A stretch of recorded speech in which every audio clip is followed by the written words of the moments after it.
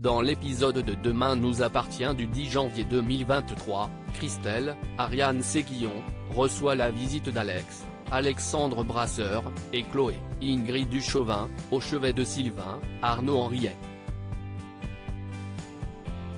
Elle explique avoir eu très peur de perdre son mari lors de la coupure d'électricité, et confie se sentir coupable d'avoir envoyé Sylvain courir sur la plage pour perdre du poids. Chloé lui assure que son époux était très heureux de faire du sport avant le crash. Pour lui remonter le moral, elle lui propose d'aller prendre un café. Resté seul avec Sylvain, Alex lui demande de se battre. Il ne veut pas devoir mentir pour lui. Jordan, Maxime Lelu, passe voir Judith, Alice Varela, avant d'aller au lycée.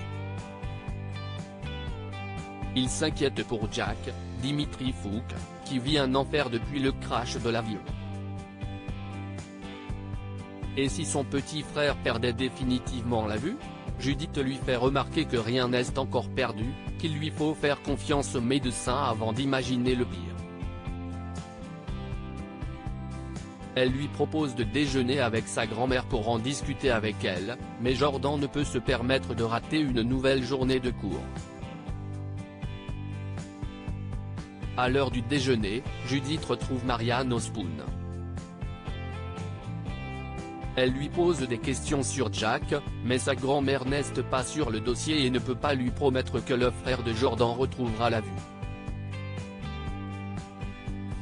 Au lycée, Alma, Camille de Pazzi, surprend Ryan, Sacha Birdie, en train de dormir pendant son cours d'anglais.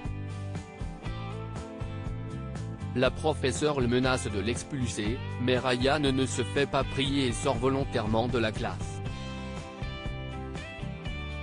Plus tard, Adam, Alain Lebras, voit Lizzie, Juliette Malibar, en train de se prendre en photo et lui propose de la photographier lui-même pour que les clichés soient plus naturels. En les voyant faire, Ryan se montre désagréable. Adam lui tient tête, mais Lizzie les sépare. À ses yeux, Ryan ne vaut pas la peine.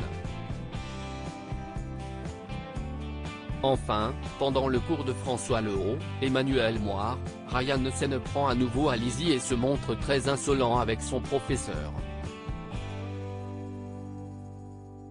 Dans l'après-midi, Marianne passe au lycée pour déposer un carton de livres destiné à Jordan. Elle demande à Chloé de s'en charger pour elle, mais la proviseure a d'autres chats à fouetter et demande à sa mère de s'en occuper elle-même. Marianne entre donc au lycée et donne son carton à Jordan. Elle explique que Judith lui a dit qu'il faisait la lecture à Jack et insiste pour qu'il lui lise Sherlock Holmes. Amusé, Jordan accepte ses livres avec plaisir. De son côté, Chloé reçoit François et Alma dans son bureau. Les deux professeurs trouvent Ryan ingérable et insistent pour qu'il soit recadré. Sur ses conseils, Chloé convoque l'adolescent dans son bureau. Elle explique être au courant de ce qu'il traverse mais lui fait remarquer qu'il n'a pas le droit de faire payer sa souffrance aux autres. Il va donc falloir qu'il se calme, sous peine de passer en conseil de discipline. Roxane et Sarah sont ciblées par le hacker ciblé par une cyberattaque, l'hôpital de Sète est dans le noir. Tandis que Marianne, Luce Mouchel, fait évacuer les urgences vitales, Roxane, Raphaël Volkov, fait tout pour contrer l'attaque du hacker, mais la situation est critique. La batterie du respirateur de Sarah, Camille Genot, est vide, forçant Victoire, Solène Hébert, à la ventiler manuellement. Heureusement, le groupe électrogène finit par démarrer. Le lendemain, Aurore, Julie Desbazac, passe voir Roxane à l'hôpital. Elle soupçonne le hacker de s'en prendre à Sarah pour atteindre Roxane, ou plutôt Aurélie Doumergue, son ancien nom. Reste maintenant à savoir qui pourrait lui en vouloir au point de vouloir lui enlever Sarah.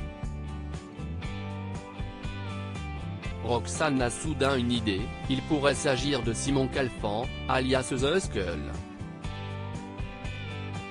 À commissariat, Georges, Maëlle El Ajaoui, informe Aurore et Lisa, Naïma Rodrigue, que The Skull a été libéré de prison 2 semaines plus tôt.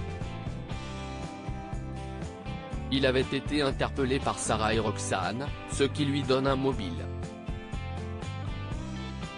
Selon Georges, la cyberattaque a été lancée pendant la mise à jour du système informatique de l'hôpital avec une ligne de code typique de The Skull.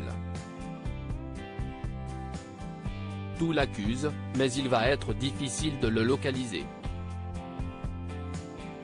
Le hacker sait très bien effacer ses traces.